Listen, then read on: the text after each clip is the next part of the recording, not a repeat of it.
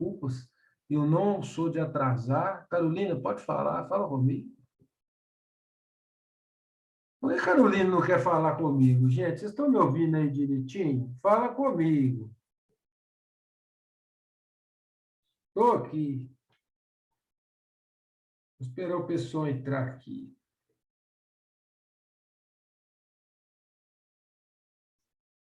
Gente, fala comigo. Vocês podem mandar uma mensagem no grupo lá para mim? Por que vocês estão caladinhos aí, todo mundo? Vocês entraram e ficaram todo mundo caladinho aí, a Paula entrando. Isso é que é importante. Fala comigo, gente. Fala comigo.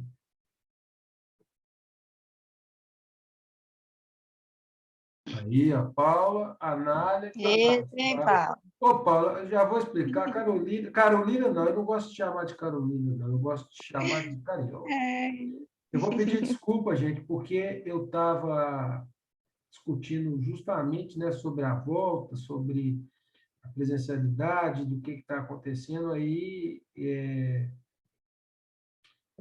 Atrasou um pouquinho, peço desculpa, mas vamos junto aí. Todo mundo já conseguiu entrar, que estava lá? Deixa eu ver aqui. Todo mundo. Nós estamos numa sinuca de bico aí, falar com vocês a verdade. Mas vamos para frente. Deixa eu só falar uma coisinha antes, deixa eu ver se aqui está tudo ok.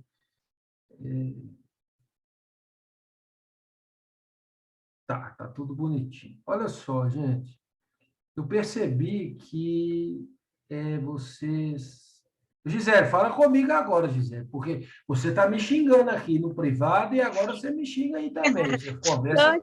comigo. Agora eu também estou, aí, que beleza. Eu trazei só um pouquinho, eu achei que vocês não iam Tá nem passando lembrar. o joguinho?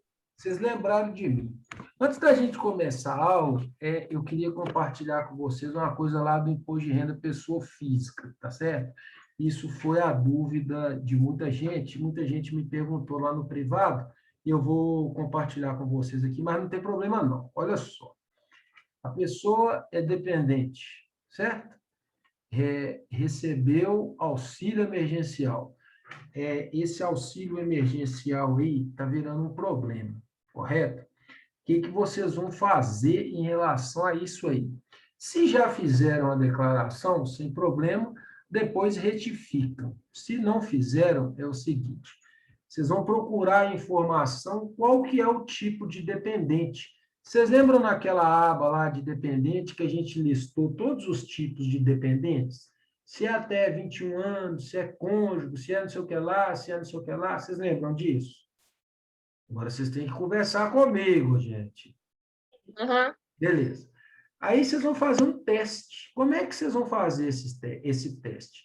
Se receber o auxílio emergencial, a hora de colocar lá, vocês vão colocar lá rendimentos recebidos de pessoa jurídica, tá certo? E vai vir lá o valor que ele recebeu do auxílio. O dependente tem que ter esse documento, correto? Eu não sei como é que foi aí com vocês, se eles apresentaram esse documento ou se eles não apresentaram esse documento. Por que eu estou falando isso? Porque se apresentaram o documento para a pessoa, ou seja, para a mãe ou para o pai, que na maioria das vezes o dependente é assim, tem que ter o documento. Se vocês não declararem o auxílio e declararem ele como dependente, é malha fina direto. Tem problema? Tem, que vocês vão ter que fazer a retificação da declaração do imposto de renda. Agora, se não tem o documento e a pessoa é dependente e você não declarar ela como dependente agora, tem que se fazer uma pesquisa mentira, tem que olhar nas declarações anteriores dos clientes de vocês, se ela sempre declara essa pessoa como dependente. E o porquê que agora não vai pôr como dependente. Vocês conseguem entender o probleminha, entre aspas, aí, que vocês vão ter que responder? Fala comigo. Aham. É só isso. Porque o que acontece? Vou dar um exemplo. O meu filho, ele é do Exército, tá certo? Ele, ano passado, ele já recebia uma bolsa que o CPOR paga. Porque ano passado ele ainda não era tenente, ele não tinha patente como ele é hoje. Eu errei na declaração, coloquei ele como dependente, não declarei, eu falo para vocês mesmo, eu errei, não declarei os rendimentos que ele recebeu do Exército, malha fina na hora. O que eu fiz para consertar com o meu conhecimento? Retifiquei a minha declaração e tirei ele como meu dependente. Agora, isso agora não é um caos, não. Isso agora gera uma obrigação. O que acontece? Esse ano, quando eu fui fazer as declarações de imposto de renda, eu fiz a minha declaração, mantendo só a minha filha como dependente e fiz a dele separada com o informe de rendimento dele. A do ano passado eu não tive problema nenhum. Vocês entendem o que eu quero falar com vocês? É simples. Só isso aí. Acabou o problema de vocês com essa coisa aí em relação a dependente. Tá certo? Tendo mais alguma coisa em relação a dependente, pode me chamar lá que eu ajudo na hora.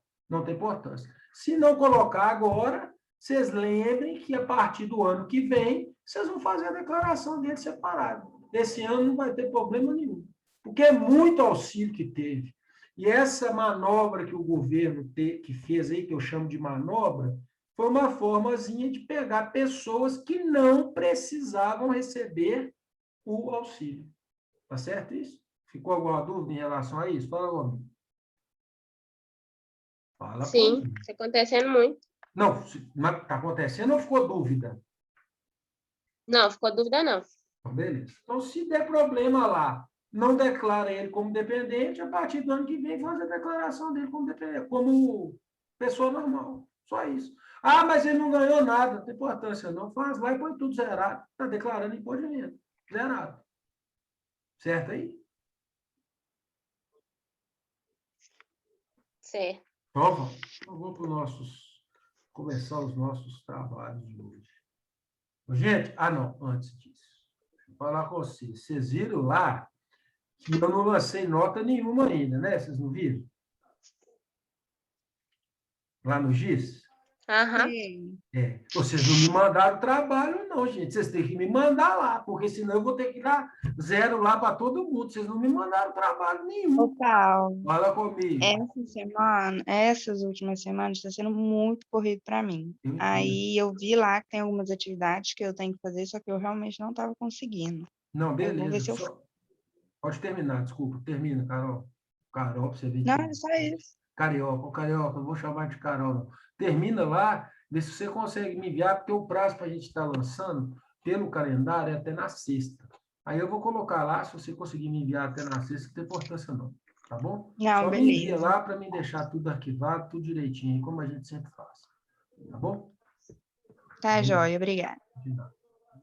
Ô, Paulo, você está falando daquelas atividades avaliativas que você abriu? Exato. Das nossas aulas. Por exemplo, a da aula passada, só uma pessoa me enviou para hoje. Ah, eu não sabia que era para te enviar, não. O meu tá pronto aqui. Não, todas as atividades que a gente faz aqui, vocês têm que me enviar. Já me perguntou ali. O trabalho são todas as atividades. Isso. Vou escrever aqui. Boa noite.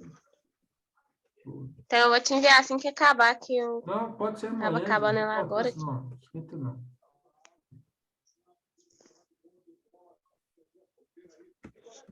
Isso. Lá. Então, vamos lá começar com a nossa coisinha aqui. Eu deixei aqui tudo já, mais ou menos. Apareceu para vocês aí? Está tudo certinho? Vamos lá. Apareceu.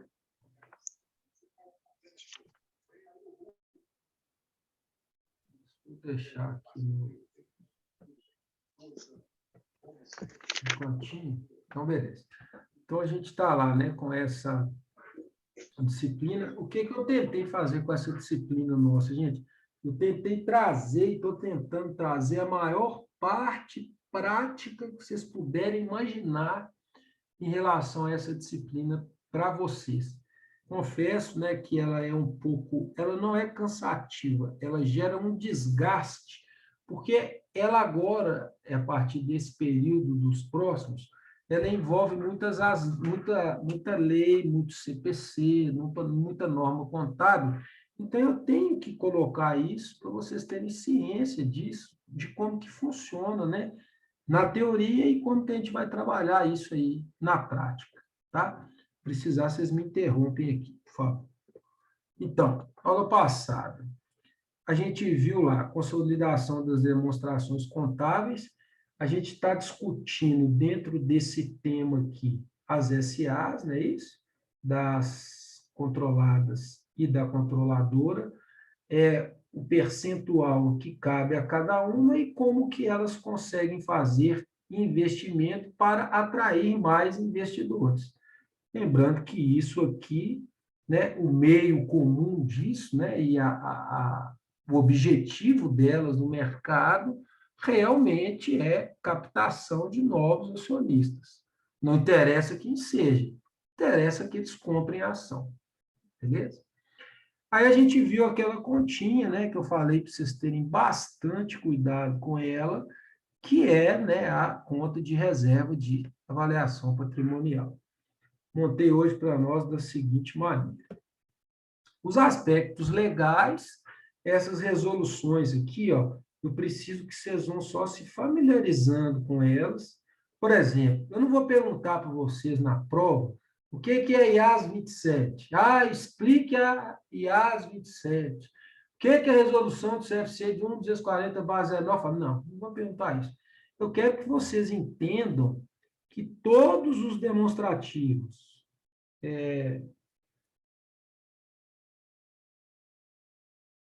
é isso aqui? Não, tem gente não conseguindo entrar? Só um minutinho.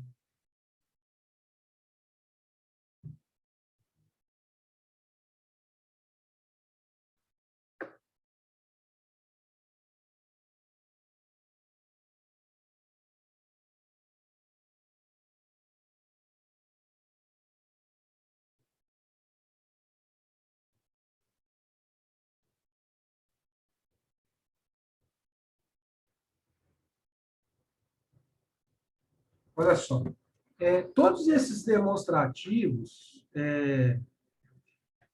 eles são baseados em instruções e normas legais, ou seja, ele não pode fazer isso da cabeça da gente, não. E hoje a gente vai ver essa mocinha aqui, ó, demonstração do valor adicionado. Eu lembro que vocês me disseram que não estudaram ela, vocês lembram disso? Essa aqui vocês não estudaram. Então, eu trouxe para vocês como é que ela funciona. Vocês vão ver que é uma agregação lá na DRE, que são valores que estão dentro das contas do patrimônio líquido. Eu trouxe um exemplo, vou mostrar para vocês como é que funciona isso aqui. Tá? Aí, vamos lá. A estrutura. Hoje eu coloquei só essa aqui, né, para não enjoar, para vocês ficarem conhecendo, mas não enjoar dela. E a gente começa relembrando a nossa mocinha lá, ó, ajuste de avaliação patrimonial. Beleza. Pertence ao grupo do PL dentro do passivo.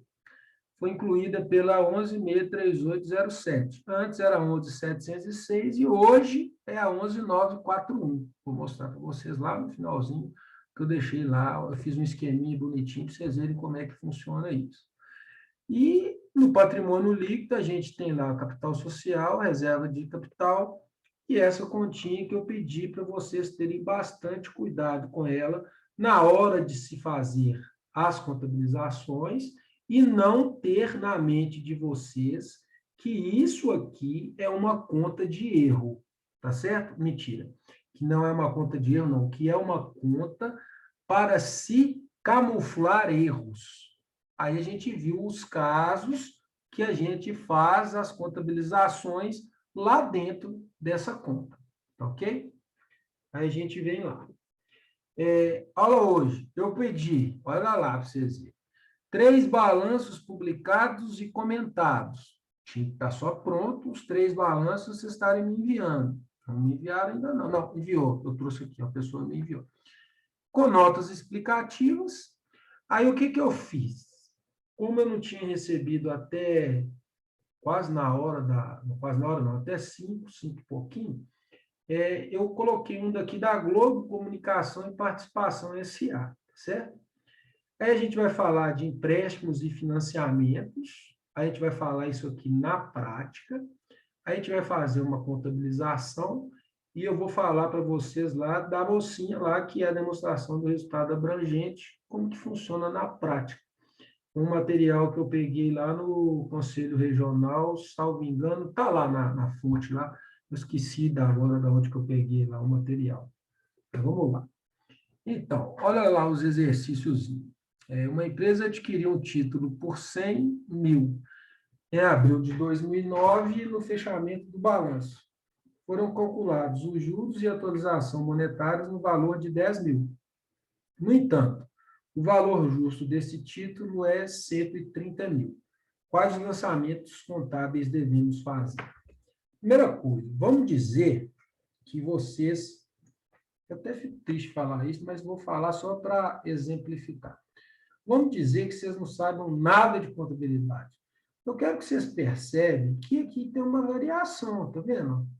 Ele não é 100, ou ele é 130, ou ele é 130 mais 10, ou ainda tem gente que fala comigo que ele é só 100. Não pode. E no ano seguinte, agosto de 2010, a empresa vendeu esse título por 150. Quais os lançamentos devemos fazer? Isso tudo aqui, ó, dentro da conta de ajustes de avaliação patrimonial. Beleza. Percebendo isso aqui, vocês têm que ver que o valor de aquisição é diferente do valor de custo, que é diferente do valor de mercado. Por isso que eles fizeram essa continha aqui, que é a continha de ajuste de avaliação patrimonial. Tá ok? A gente vai lá. Essa moça aqui, ó, que me mandou, ela colocou compra do título. Ela debitou investimentos, creditou bancos no valor de 100 mil. Rendimentos, debitou investimentos e creditou receita financeira no valor de 10 mil. Partindo do pressuposto que isso aqui está tudo certo, isso aqui vira receita financeira, porque, como a gente comentou na aula passada, isso aqui está fora do objeto social da empresa. Então, essa receita financeira, ela vai estar lá na parte de baixozinha da DRE, depois do lucro bruto. Tá certo? Aí, ela veio com a contazinha de ajuste de avaliação patrimonial, debitou investimentos e creditou ajuste de avaliação patrimonial no patrimônio líquido no valor de 20 mil. Certo ou errado? Fala comigo. Quem fez? Fala comigo, gente. Tá igual o meu. Então tá. Não é que então tá, não. É porque tá certo. Vamos lá. No ano seguinte, em agosto de 2010, a empresa vendeu esse título por 150 mil. Quais os lançamentos devemos fazer? Então, na venda, ela debitou bancos, creditou investimento, porque isso aqui, né, veio como um direito, no valor de 150 mil. O rendimento continuou de 20, para ele aqui, ó, debitou investimento e creditou a mesma receita financeira. O ajuste de avaliação patrimonial continuou o mesmo, tá vendo? Ajuste de avaliação patrimonial a débito e receita financeira a crédito no valor de 20 mil. Certo ou errado? Fala comigo, gente. O meu também tá assim. Perfeito. Então, está todos os dois lançamentos aqui certo. Qual que é o grande... Eu não gosto de falar problema, não. Qual que é o grande X dessa questão aqui? Porque aqui vocês estão vendo que é um lançamento só. Quando a gente estiver fazendo 25 lançamentos, você tem que lembrar isso aqui. Porque do débito e crédito da base que vocês têm, isso aqui é um ajuste, não.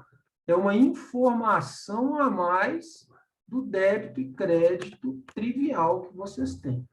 Tá certo? Vamos lá. Antes de eu mostrar a pesquisa que ela fez, eu fiz de propósito. Eu peguei o balanço dessa moça aqui, ó, Globo. Isso aqui eu vou contar para vocês como é que funciona na prática, para vocês verem o absurdo que é. Para quem não é da área. Agora, vocês imaginam quem é da área. Vocês vão ver aqui agora. O que eu quero que vocês entendam e o que vocês coloquem na cabeça em relação a notas explicativas. Então, está aqui o balançozinho da moça, certo? Aí a gente começa a ler lá. Caixa e equivalência de caixa? Sem problema. Títulos e valores mobiliários? Sem problema. Contas a receber? Sem problemas. Aí entra. Dividendos e juros sobre o capital próprio a receber. Ótimo. Você sabe o que é isso? Eu acho que sabe. Agora, e quem não é da área contábil, sabe o que é isso aqui? Fala comigo. Fala comigo. Não. Não sabe. Então, vai anotando aí na cabecinha. Primeira nota explicativa que devia ser feita. Depois, direitos de exibição e transmissão. Aí a pessoa pode falar que não sabe. Beleza, não sabe. Aí ela vem aqui e vê que é a Globo. Né? Isso eu pensando como Paulo, vamos dizer. Então, ele entra lá e parte do pressuposto que isso aqui é um direito que ela ganha ao transmitir as coisas dela. Beleza. Na minha opinião, ou no meu entendimento da área contábil como contador e consultor, eu também faria uma nota explicativa explicando o que é isso aqui. Ótimo. Problema maior, outros. O que é isso? Como que você vai comprar uma coisa que está no balanço dessa moça aqui, que está lá na internet, isso aqui não foi eu que inventei, um ativo escrito outros, e olha o valor dele. Eu não sei o que é isso. Então, aqui também, ó, cabe uma nota explicativa. Beleza. A gente vem lá, títulos valores imobiliários, o mesmo daqui, lembrando que aqui é curto e aqui é longo prazo. Ele vem lá com a mesma coisa. Direitos de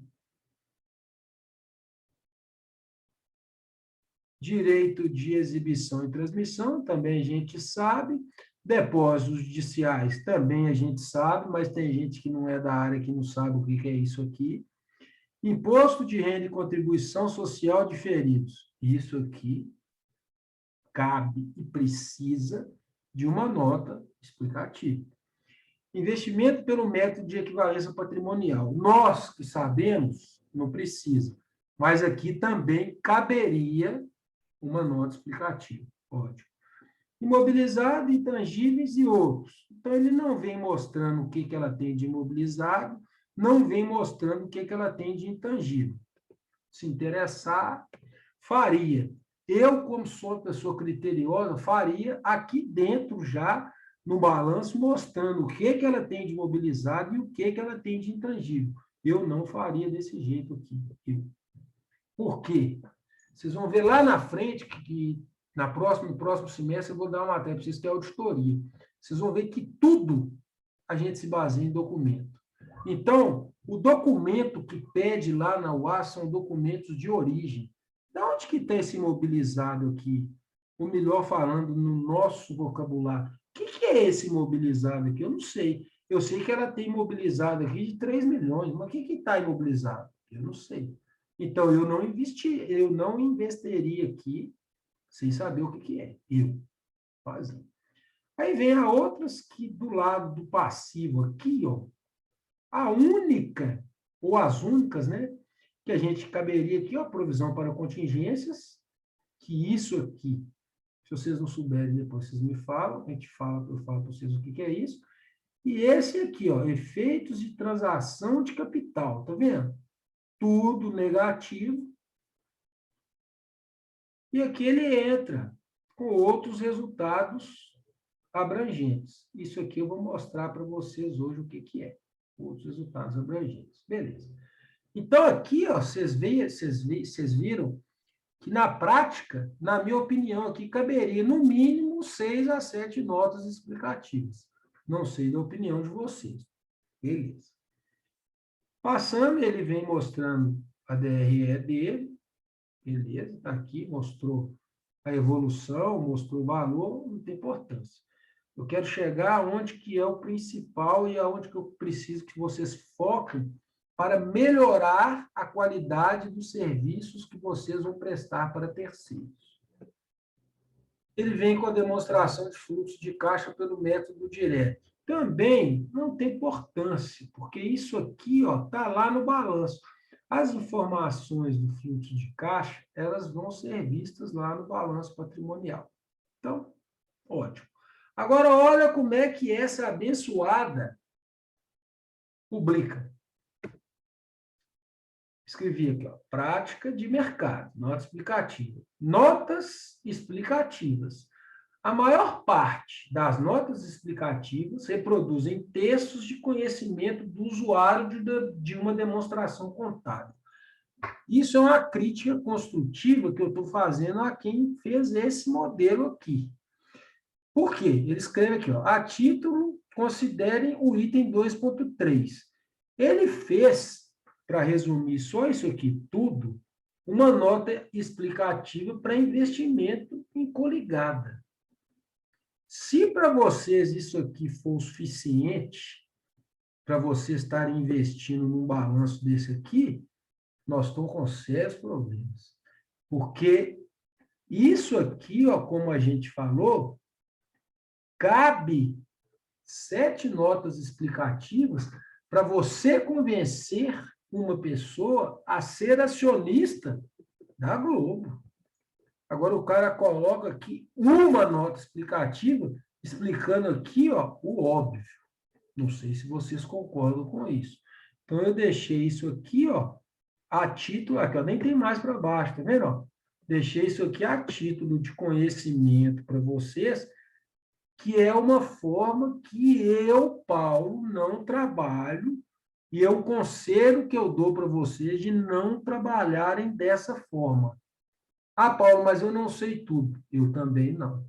Então, quando não souberem, pesquisem em sites confiáveis, que são sites contábeis, e façam notas explicativas completas. Tá ok, gente? Dúvidas aí até agora? Fala, Romildo. Não. Beleza. Aí, antes da gente ir para frente, eu vou pegar o outro exemplo. Essa menina aqui também foi minha, já. O Vandos está aí. Fala, Vandos. Tudo bem, Paulo? Tudo bem. Eu vendo vocês, eu fico mais satisfeito. Vocês não sabem a satisfação que eu tenho de ver vocês. Ainda mais nesse tempo aí. Olha só. Ela pegou. Esse eu não conferi, não. Nós vamos conferir junto. Ela pegou imprensa oficial. Isso é um balanço do governo do Estado de São Paulo. Então, ela veio aqui mostrando, né, os 2 anos, sempre, como a gente estuda, mostrou as contas, caixa, equivalência de caixa, despesa. Aí, quando eu sempre vou falar com vocês, eu gosto sempre de ressaltar o que a gente sempre estuda. Está vendo lá o despesa antecipada, que a gente sempre estudou lá, a gente tinha dúvida, e agora a gente sabe o que é. Nesse aqui, olha para vocês verem, não gera dúvida quase nenhuma. Vamos ver como é que ela fez.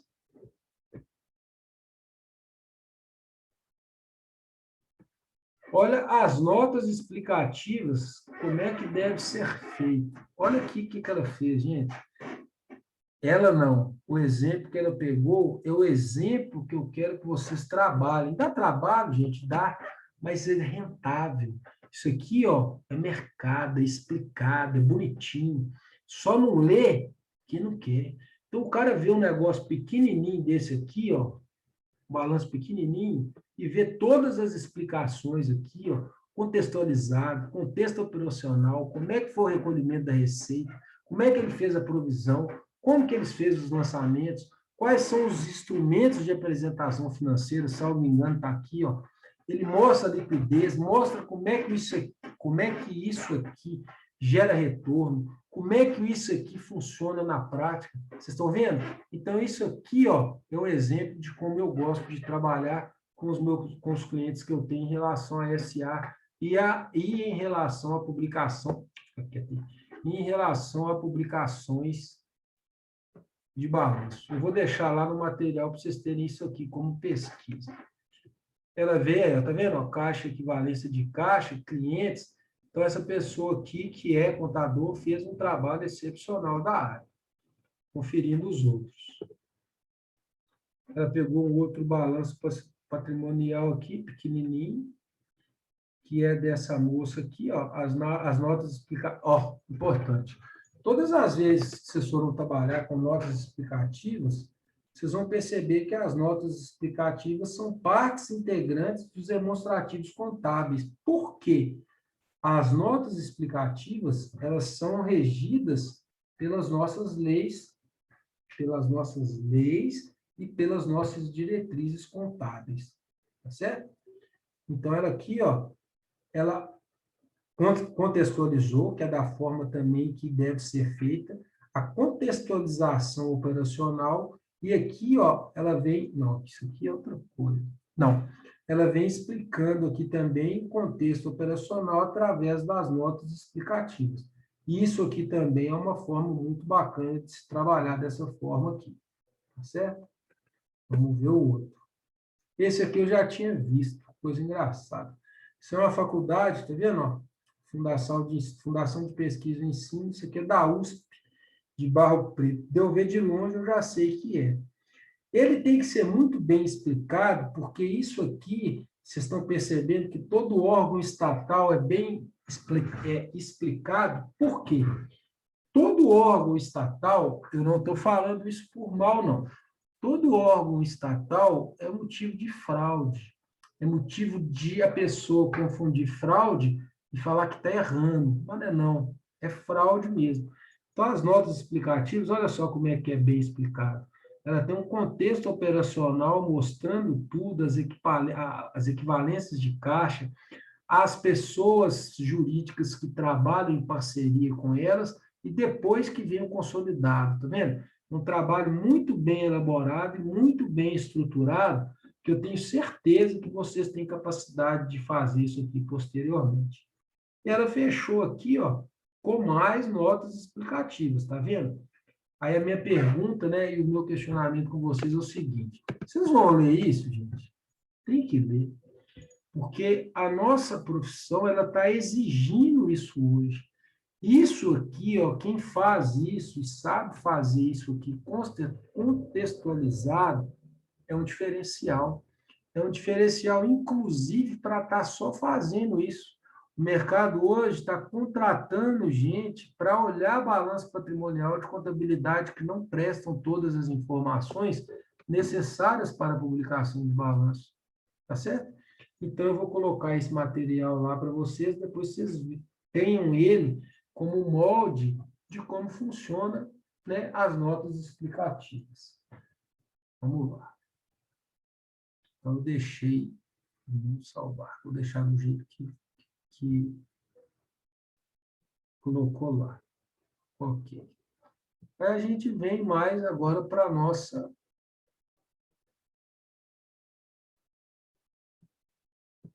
matériazinha. O que acontece? Aqui, a gente vai falar de empréstimos e financiamentos em um primeiro momento. O que acontece? Isso é diferente disso. Eu olhei lá na UA, conferi o conteúdo todo, coloquei aqui para vocês o que eu preciso que vocês entendam e como que funciona empréstimo e financiamento. Basicamente, isso aqui tem uma taxa, isso aqui deve ser feito hoje, no nosso cenário atual e econômico, em último momento. Não se deve procurar isso aqui como saída, a não ser que seja bem planilhado, bem feito e bem organizado. Não, para nem organizado, bem estruturado. Então, vamos lá ver como que ele tratou isso lá. Então, eu comecei falando para vocês que são custos, suspensão e término do empréstimo. Por quê? Tem que saber quanto que ele vai custar, quanto que ele vai agregar de valor para o seu caixa, no caso de empréstimo, o que você vai financiar para a sua empresa, no caso de financiamento, e a vida útil disso aqui dentro da sua empresa. Então, ele contextualizou lá. Os custos de empréstimos que são empregados de modo direto na aquisição, na construção ou na produção de ativo qualificável. Olha aí que beleza, uma palavrinha nova aqui. Ó. Ativo qualificável. O que é isso, gente? Fala para mim. Fala comigo, gente. O que é ativo qualificável? A palavra é nova? É. Pois é, eu também sei que é. São aqueles que seriam evitados se os gastos relativos aos ativos qualificáveis não tivessem sido realizados. Aí eu li isso aqui e falei, o que está explicando aqui? Nada. O que eu fiz? Acabei de completar, porque isso aqui está escrito lá na UA. Aí é assim, quando a empresa contrai recursos com o intuito de adquirir um ativo qualificável próprio, os custos do empréstimo empregados diretamente no ativo qualificável podem ser reconhecidos facilmente. Beleza, né? Falou e não explicou nada. Então, antes de eu ler para vocês, tem um gato aqui, gente, vocês acreditam nisso? Quando eu falei para vocês, eu quero que vocês entendam que todo empréstimo, sem saber o que é ativo qualificado, ele tem um custo e ele tem uma taxa de juros e ele tem um período pré-determinado de início, meio e fim. Aí eu busquei a normatização legal, ó, que são normas brasileiras de contabilidade.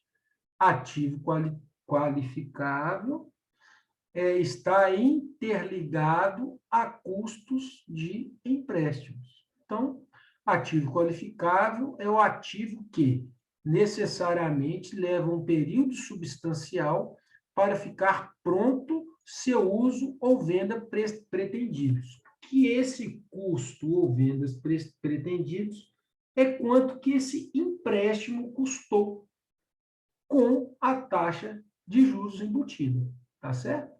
Então, vem, os custos de empréstimos podem incluir, letra A, juros de empréstimos obtidos de curto e longo prazos e saldos bancários negativos, ou seja, quando o saldo está negativo, você vai lá e faz um ativo qualificável e vê o custo que esse empréstimo vai ter para a sua empresa.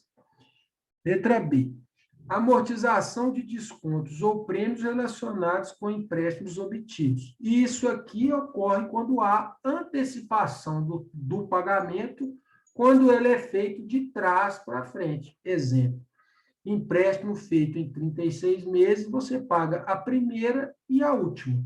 Nunca a primeira e a segunda, é sempre a primeira e a última, porque senão, no outro mês, você tem que pagar a terceira. Deu para entender isso? Não tem adiantamento de parcelas na maioria dos contratos de empréstimos, que lá, ó, ele chamou de empréstimo qualificado. Ótimo. Amortização de custos adicionais relacionados com empréstimos obtidos. Isso aqui, ó, é quando você não lê o contrato, faz o empréstimo e, além da taxa, você tem que pagar outros custos adicionais relacionados a essa transação. Por isso que eu sempre falo para vocês, documento é para ser lido, principalmente contratos de empréstimo, de curto ou longo prazo, tá certo? Depois, encargos financeiros relativos a arrendamentos mercantis financeiros e contratos de concessão de serviços públicos. Isso aqui, ó, é quando você arrenda uma coisa e paga-se juros em cima daquilo para uso. Lembrando que tem que ser documentado e tem que ter uma vida útil pré-determinada. Tá ok? Aí a gente vai entrar aqui, ó, lá no IFRS, que são as normas internacionais de contabilidade, que eles chamam isso aqui, ó, de variações cambiais decorrentes de empréstimos em moedas estrangeiras, na extensão em que elas sejam consideradas como ajustes dos custos dos juros, ou seja, a contabilização tem que ser feita na data da aquisição desses empréstimos feitos, aí acabou o barulho, desses empréstimos feitos em outros lugares que não sejam o Brasil. Como a gente viu lá na aula passada, um exemplo disso aqui pode ser as commodities. Tá certo? Dúvidas até agora? Eu posso ir, gente, porque senão eu não paro de falar, não. Posso ir? Pode ir.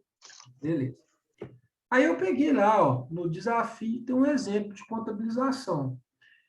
Você é colaborador da empresa Diana Alimentos Limitada, que precisou realizar um empréstimo para conseguir suas obrigações. O empréstimo foi realizado através do banco Banpres S.A. no dia 38x0 pelo valor de 40 mil, tendo seu vencimento em 30/8/X1. Sabe aqui que tem 12 meses ou 11. Vamos ver lá. Os encargos financeiros correspondentes ao empréstimo foram de 8.100, com desconto no ato. Isso, gente, quando fala de desconto no ato, é que ele não é dissolvido nas parcelas do empréstimo. Ele é pago na contratação do empréstimo, que é diferente do financiamento. Então, você, sendo funcionário da área contábil, deve demonstrar como são lançados os valores que correspondem ao empréstimo efetuado pela empresa. Então, ele mostrou lá para a gente o lançamento pelo registro do recebimento. Ele fez o lançamento cheio. Mentira. Ele fez o lançamento descontando o encargo, debitou banco, contas e movimentos 31.900, encargos financeiros antecipados de 8.100 e creditou empréstimos a pagar. Então, ele juntou os encargos financeiros antecipados, ele separou para a gente deixar claro, né, que é um direito que a empresa tem, e creditou os 40 mil. Lançamento da contabilização da despesa financeira referente à competência 20 de X0, 30/8, né, de X0 a 30/8 de X1. Despesa financeira no valor de 2.700 e crédito de encargos financeiros antecipados no valor de 2.700. Os cálculos são calculados da seguinte maneira. Como a gente falou lá, ó, são 12 meses. 30/8 de X0 a 31/12 de X0 são 4 meses. Então, ele dividiu o total de encargo por 12 para achar o valor mensal e multiplicou por 4. Então, deu 2.700. Está aqui o lançamento do encargo financeiro. Certinho? Dúvidas? Fala comigo. Por enquanto, não. Aí, depois disso, colocamos lá para vocês o nosso próximo prazer, que é procedimentos de auditoria, e ele vem aqui falando que o que é o ativo qualificável, que é o que eu mostrei para vocês lá, que é normatizado pelas normas brasileiras de contabilidade, regido por essa legislação aqui. Custo de empréstimos, a norma defende que as empresas devem aplicá-la no momento em que forem realizar a contabilização do custo dos empréstimos. Então, vocês estão vendo aqui, ó, que essa norma bate com essa contabilização feita aqui. Então, fechamos o que o A está lá dizendo. Vocês lembram que eu falei lá para vocês da origem das transações comerciais que envolvem SA, aqui que a gente está falando em macro, né? A gente está falando em milhões de reais. Depois que essa mocinha aqui, ó, fez essa publicação maravilhosa aqui, que eu, como auditor independente, faria aqui questionamentos sobre as contas aqui que a gente falou, acabou de falar, vem mostrando para nós aqui o que a auditoria faz. Ó. A auditoria depois, ela vai perguntar lá naquele caso que eu falei para vocês, a identificação do credor, a espécie de moeda, se é estrangeira ou se é nacional, o saldo inicial do período apresentado em moeda estrangeira ou nacional, os empréstimos auferidos no período demonstrados em moeda estrangeira ou nacional, os empréstimos que foram pagos no período apresentados em moedas estrangeiras ou em moeda nacional, e a variação cambial ou correção monetária correspondente ao período. Então, esse trabalho todo aqui, ó, é o trabalho que eu mais gosto de saber em cima de coisas aqui, ó, que retém informação, nesse caso aqui. Porque a gente não tem informação de tudo que esse balanço aqui está mostrando e conversando com a gente. Então, basicamente, de empréstimo e financiamento é o que eu precisava que vocês soubessem. Aí, eu deixei isso aqui aberto, ó, contabilização de empréstimo de juros. Se vocês assistiram bem, se não assistiram, assistem lá que vocês vão gostar, todos dois. Mas eu quero que depois que vocês acessem isso aqui, ó, lá no ar, para vocês verem como é que funciona essa página do Banco Central do Brasil. Vocês vão ver a imensidão de informação que tem lá para o investidor. E ainda, depois que vocês verem isso aqui, se já não viram, depois que vocês abrirem esse site aqui, abrem lá para mim, só para vocês me deixarem feliz, vocês vão ver como é que tem gente que cai em golpe, gente. Como é que ainda tem gente que cai em lucro a curto prazo. O que eu falo que é lucro a curto prazo? Aí, Manhuaçu, eu já vi nego sentado nessa padaria do coqueiro que eu gosto de tomar café aí, que o cara senta para uma pessoa que não tem conhecimento, quando fala não é humilde, não, pessoa que não tem conhecimento, fala que ela vai investir 10 mil e que depois de um mês ela vai ter 15, vai ter 20. Eu queria entender como que a pessoa consegue convencer a outra disso. Eu já vi vários convencimentos em relação a isso. Então, eu queria que vocês abrissem essa páginazinha aqui depois lá e vissem que não tem jeito, é praticamente impossível no mercado financeiro ter uma liquidez imediata dessa aqui, não tem condições. Mas vocês ainda vão escutar a gente aí falando que tem essa condição. Depois. Aí eu preparei para nós o nosso estudozinho lá do que é o danado do resultado abrangente. Vocês já fizeram isso aqui? Fala comigo. Fala comigo. Resultado abrangente. Fizeram isso aqui? Não, fizeram. Então, o resultado abrangente a gente chama de resultado do período. A gente vai ter itens positivos ou itens negativos que integram itens do resultado abrangente, que a gente chama de origem do resultado abrangente. Aonde que vai estar isso aqui? Vou mostrar aqui na frente que isso aqui vai estar lá no patrimônio líquido, tá certo? E a gente vai chegar num resultado abrangente total, que antes de eu mostrar como é que faz, vocês vão ver ele aqui, ó. Olha só. Olha ele aqui, ó. Outros resultados abrangentes, tá vendo? Que as SAs já começam a trabalhar com esse tipo de demonstrativo.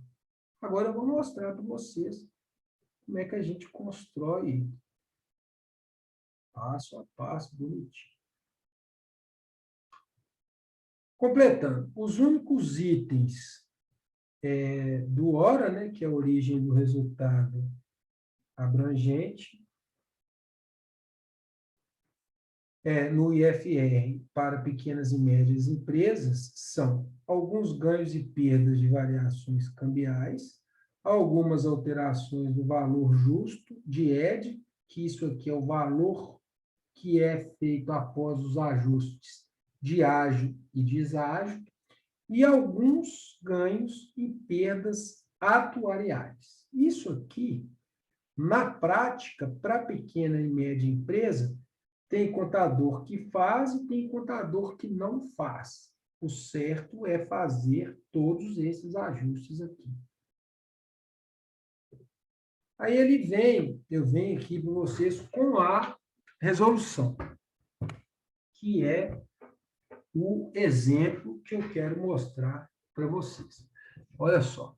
Exemplo de demonstração das mutações do patrimônio líquido foi aonde que eu mostrei para vocês que são contas que ficam mexendo lá dentro do patrimônio líquido e que ela vai gerar lucro ou prejuízo para os acionistas. O que faz essa regulamentação é essa resolução do CFC 12 de 73 de 2010. Então, está aqui, ó, o exemplo a seguir é ilustrativo de como poderia ser apresentada a demonstração de resultado abrangente no período introduzido por essa norma, utilizando a DMPL, que já é usualmente elaborada no Brasil. Então, nesse exemplo que eu vou mostrar para vocês aqui agora, além da DMPL, teve a inclusão dessa mocinha aqui, DVA. Não, que DVA. Resultado abrangente, DRA, demonstração do resultado abrangente.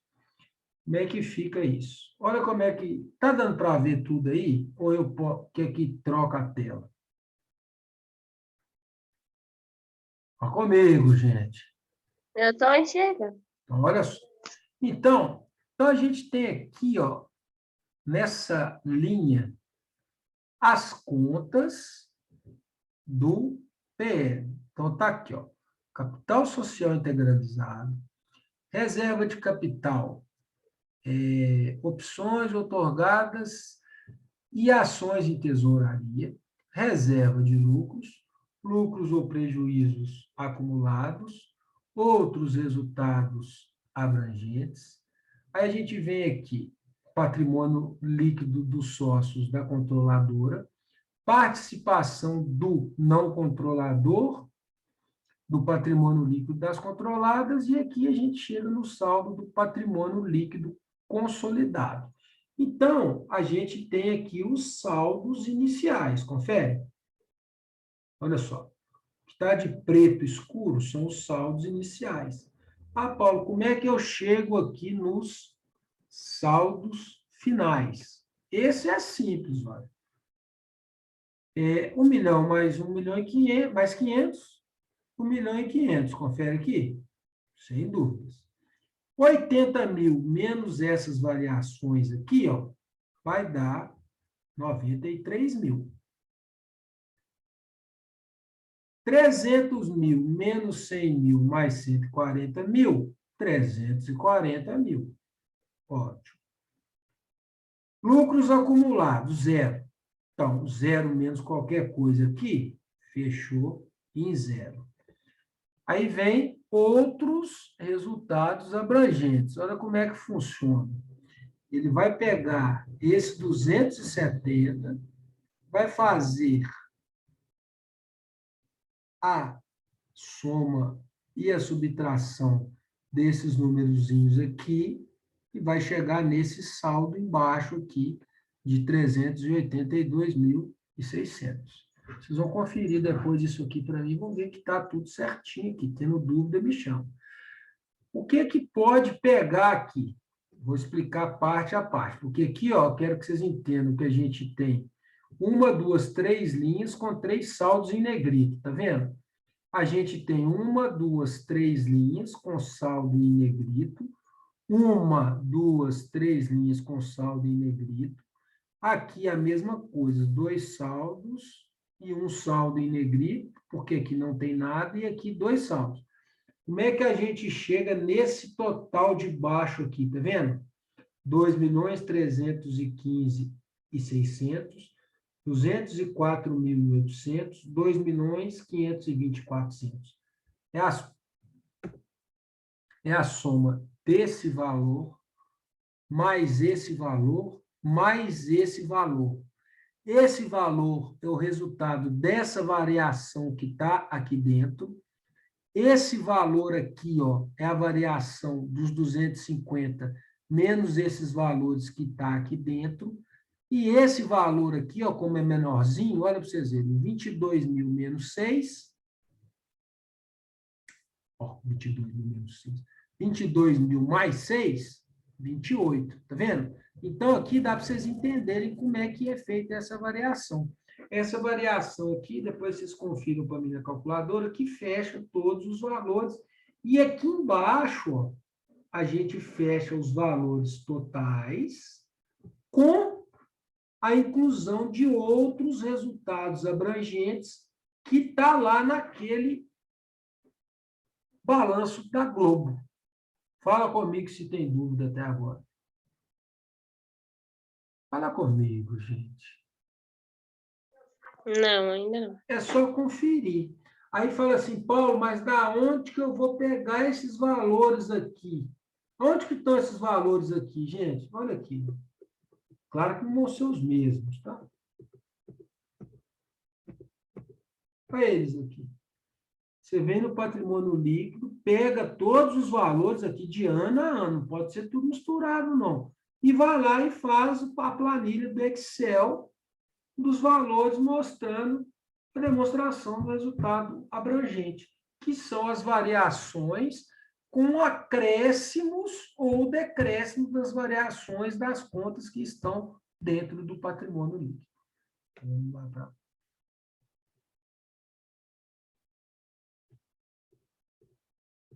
Tendo dúvida nesse aqui, nessas contas aqui, vocês me perguntam depois. Isso aqui fecha tudo direitinho. A fonte disso, como eu disse para vocês lá, é o Conselho Regional de ser isso aqui. Isso, desse conselho aqui. Gente, Conselho Regional de Contabilidade do Rio Grande do Sul. Isso aí. Aí, a mesma fonte, ele faz... Sumiu aqui a palavra. Ele faz a conclusão. Deve ser notado que, conforme a definição dada no início da norma, o resultado abrangente é a mutação que ocorre no patrimônio líquido durante o período que resultam de transações e outros eventos que não são derivados de transações com sócios ou na sua qualidade de proprietários. Traduzindo isso aqui para o nosso vocabulário, são contas que não são obrigatoriamente serem contabilizadas dentro do patrimônio líquido. Por isso que é demonstração do resultado abrangente. Abrange as contas que não são as contas triviais que circulam dentro do PL. Então, aqui, ó, a gente fecha a demonstração do resultado abrangente. Aí eu coloquei, igual eu falei para vocês, ó, olha como é que funciona a nossa tramitação dentro das leis contábeis. A Lei 6.404, ela falava que o balanço era composto apenas pelo circulante, realizado a longo prazo, permanente, investimentos imobilizados e diferido. A gente teve, com a implantação do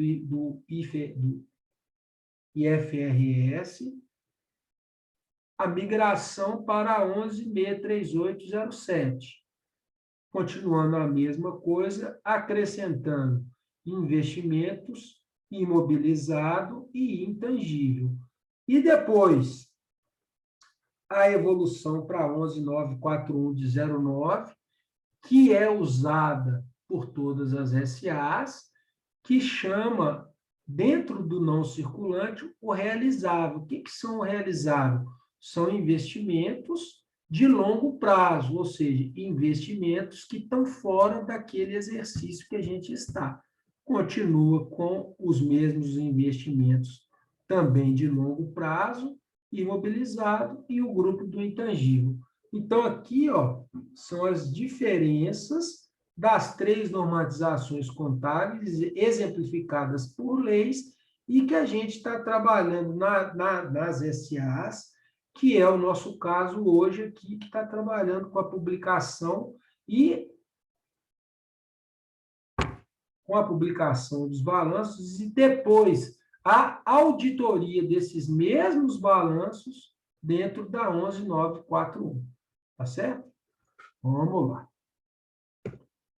Para a gente fechar, eu coloquei aqui hoje fluxos de caixa, que eu chamei aqui de investimento, porque a gente viu fluxo de caixa pelo método direto e fluxo de caixa pelo método indireto.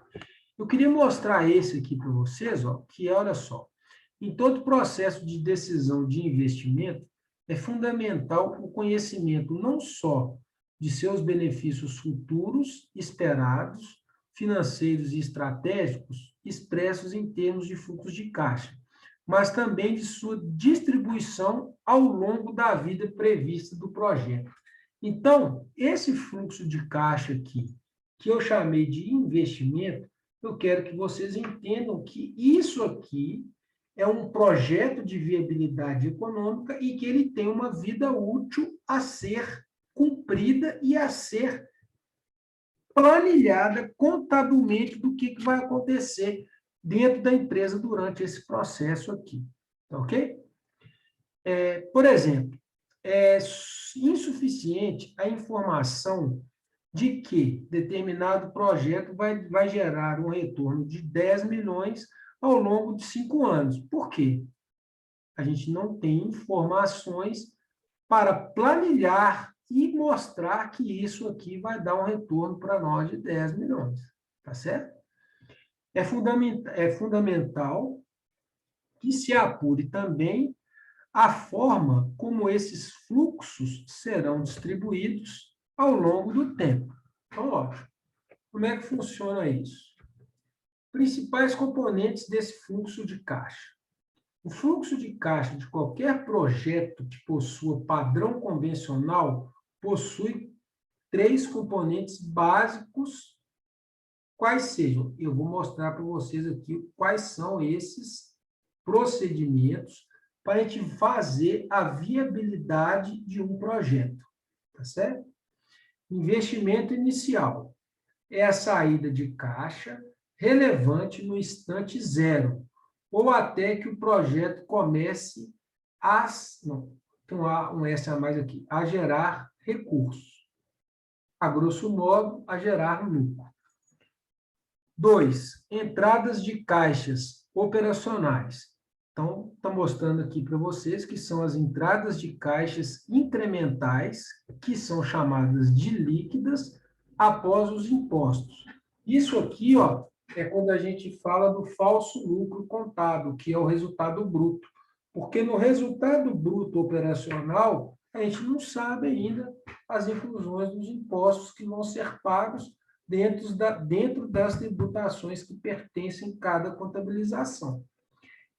E, por último, o fluxo de caixa residual, que é o fluxo de caixa não operacional após o imposto de renda e ocorre no final do projeto. O que é esse final do projeto? É a vida útil que esse projeto tem.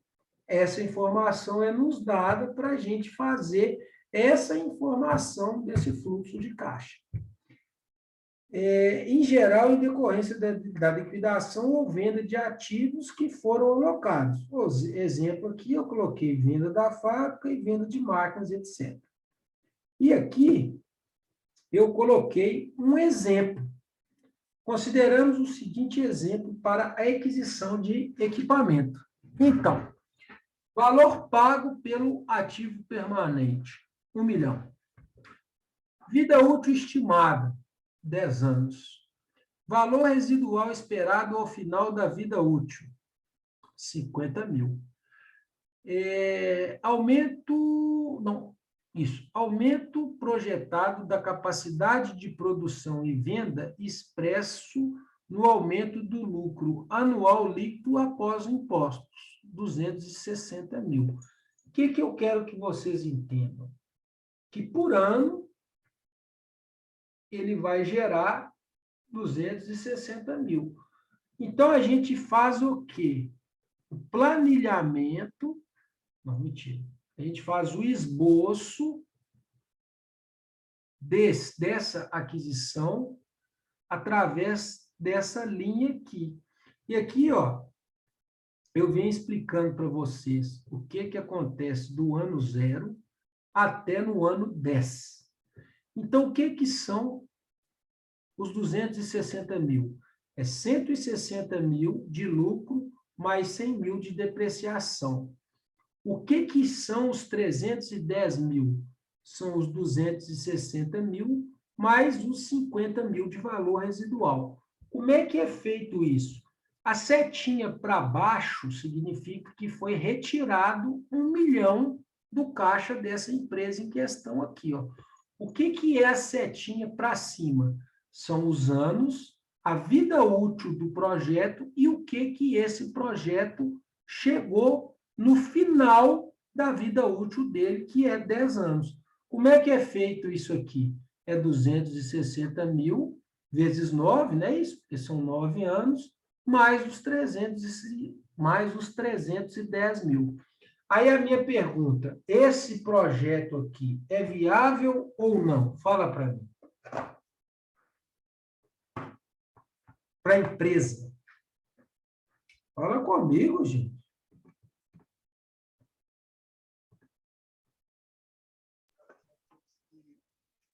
Não sei. É só fazer a conta.